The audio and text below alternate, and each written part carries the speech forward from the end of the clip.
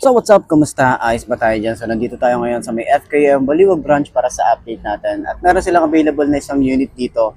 Itong FKM Victorino 250i. So alamin natin yung specification at yung presyo ngayong 2025 kung sulit pa rin nga bang bilhin ang ganitong motor. Tara, walk-around na natin. Ayos na. Yo, I just gotta hit it one time. Let's go! Better hit the gas for a minute, no cap, no limit. I attack till I finish that track, then I get it. Got my cash all liquid, never pass my limit. Too fast when I'm spitting, read it back, now they get it on. Flipping that switch as I'm hitting these bars like a gift. I spit like I'm sipping gold bars, and these kids, no kidding. I've been winning this and getting my best life dinner while I'm hitting on a mission. Ooh, spicy, I know they like me, but I got a wifey. She be real nice to me, no one works like me. Got a different mindset, my rate is pricey. Got a different psyche, ooh, lyrics are icy. Living life nicely, very precisely. Living divinely, manifest wisely. All I know is that I've been living for the sightseeing.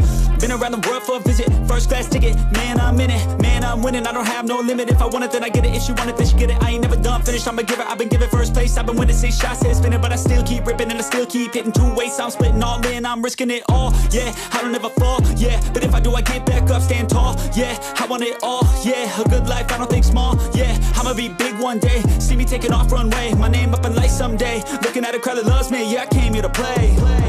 I'm lucid, I'm not losing. This life is one I'm choosing. I don't stop, I keep moving. Just watch me as I prove it. Oh, I'm telling you I never. So ayun nga mga boss, no, ngayon 2025, available pa rin po itong Victorino 250i. Okay, so meron tayong kulay blue dito. And meron pa yung iba't ibang color. Okay, so available sila rito ng isang unit. Baka trip nyo yung ganitong motorcycle. So sa lahat ng mga naghahanap at gusto mag-inquire, pwede nyo akong i-message sa aking Facebook page na iMarkMoto 2.0. Follow nyo na rin yan. At para dun sa mga full review, pwede nyo akong i-subscribe sa aking YouTube channel na iMarkMoto. So para at least sa mga update, mga bagong unit na motorcycle na lumalabas dito sa Pinas.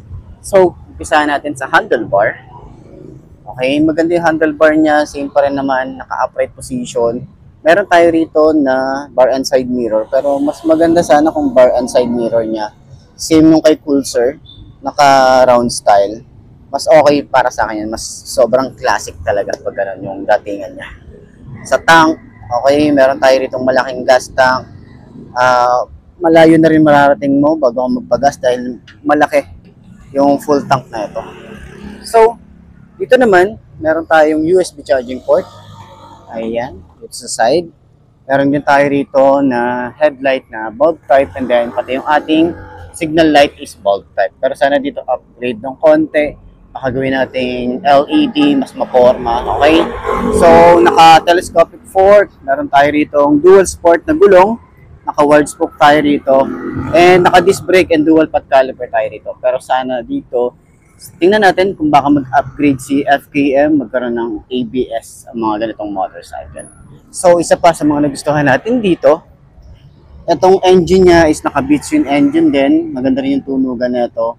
Kung napapanood nyo si Zark Moto, ito yung gamit niya kapag bumabiyahe. Itong Victorino 250i. Ayan, may side stand kill switch na rin tayo rito.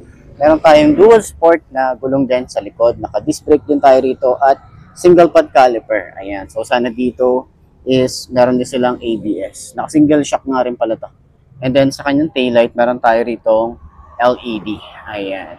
So, sakyan natin para sa height ko, no?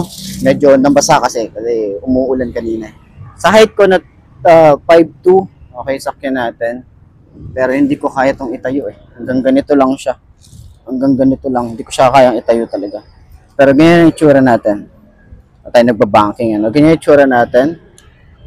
Hindi naman tayo masyadong subsob. Pero sa mga 5'3", 5'4", abot to. Kasi si Zark, abot na abot to eh. Tingkayad man, pero abot na abot niya. Manageable para sa kanya. Para sa 5'4", okay, 5'4". Yan. Ganyan ang itsura natin.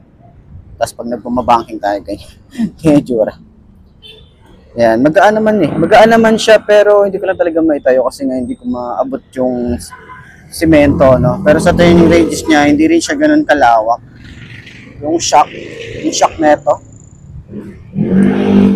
Yan yung shock niya. Yan yung shock niya. Lambot din. Lambot din yung shock na ito. Tapos yung tambucho nito, maganda yung tunugan nito. Parang naka big bike talaga. Kahit 2-cylinder lang siya, ang sarap pakinggan ng tunog ni Victorino. So, ayun lang naman. Para dun sa mga 5'2" na kagaya ko, yun po yung ating itsura. Pero mas abot natin si Pulsar. Okay, mababa lang kasi yung seat height na. Pero yun na nga, para dun sa mga gustong bumili nito, available na to. Ayos!